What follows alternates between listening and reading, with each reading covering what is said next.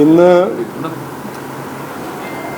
വളരെ സന്തോഷം അതിൻ്റെ ഒപ്പം അഭിമാനം ഉള്ളൊരു ദിവസമാണ്.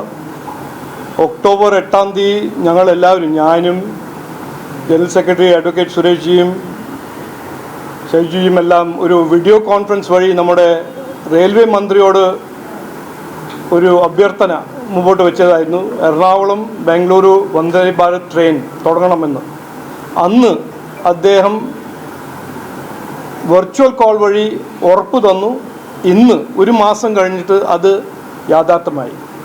അപ്പോൾ അത് ഒരു വളരെ സന്തോഷമായൊരു ദിവസമാണ്. BJPൻ്റെ ഒരു പോളിറ്റിക്സ് ഓഫ് പെർഫോമൻസ് എൻ്റെ ഭാഗം ആണ്, അതിൻ്റെ ഒരു ഉദാഹരണമാണ്. അതുകൊണ്ട് ഇന്ന് സുനിത ഡിക്സൺ പാർട്ടിയിൽ ചേരുമ്പോൾ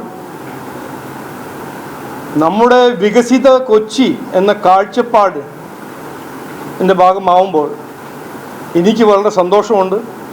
കാരണം സുനിതാജി പറഞ്ഞ പോലെ തന്നെ നരേന്ദ്രമോദിജി പാവപ്പെട്ട എല്ലാ സംസ്ഥാനത്തിനും പാവപ്പെട്ടവർക്ക് എത്രയോ പദ്ധതികളും സ്കീമുകളും സൃഷ്ടിച്ചിട്ടുണ്ട്, ഉണ്ടാക്കിയിട്ടുണ്ട്, മുമ്പോട്ട് വച്ചിട്ടുണ്ട്. പക്ഷേ നമ്മൾ കാണുന്നത് എന്താണ്? ഇന്നും സംസ്ഥാനത്തിൽ, നമ്മുടെ നാട്ടിൽ എത്രയോ സ്ഥലത്തിൽ സർക്കാർ ആ സ്കീമുകളെല്ലാം ചവിട്ടി വയ്ക്കുന്നു, മുമ്പോട്ട് പോകാൻ സമ്മതിക്കുന്നില്ല.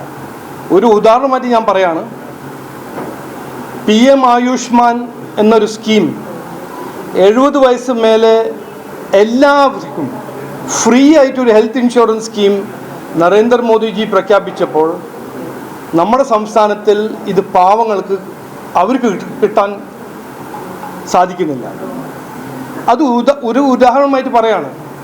ഇതെല്ലാം മാറ്റണമെങ്കിൽ, ഒരു മാറ്റം കൊണ്ടുവരണമെങ്കിൽ BJPൻ്റെ ഒരു വികസിത കൊച്ചി എന്നൊരു കാഴ്ചപ്പാട് ഞങ്ങൾ മുമ്പോട്ട് വയ്ക്കും.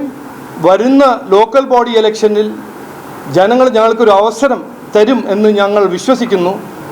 ആ ഒരു അവസരം കിട്ടിയാൽ ഇതുവരെ കാണാത്ത പുരോഗതിയും വികസനവും ജനങ്ങളുടെ പ്രശ്നങ്ങൾ പരിഹരിക്കുന്ന ഒരു ഭരണവും അഴിമതി രഹിത ഒരു ഭരണം BJP NDA കൊണ്ടുവരും എന്ന് ഞാൻ ജനങ്ങൾക്ക് വിശ്വാസം കൊടുക്കുന്നു. സുനിതാജി ഇന്ന് വന്നു, വളരെ സന്തോഷം. അതുപോലെ തന്നെ ഈ വികസിത കൊച്ചി എന്ന കാഴ്ചപ്പാടിൻ്റെ ഭാഗമായി ആരാണെങ്കിലും BJPയും NDAൻ്റെ പിന്തുണയും അനുഗ്രഹം കൊടുക്കുന്ന ആരാണെങ്കിലും ഞങ്ങൾ അവരെ സ്വാഗതം ചെയ്യും, അവരെ സ്വീകരിക്കും എന്ന് പറഞ്ഞ് എന്നെ വാക്കു ചുരുക്കുന്നു. എല്ലാവർക്കും നമസ്കാരം, നന്ദി, ജയ് ഹിന്ദ്.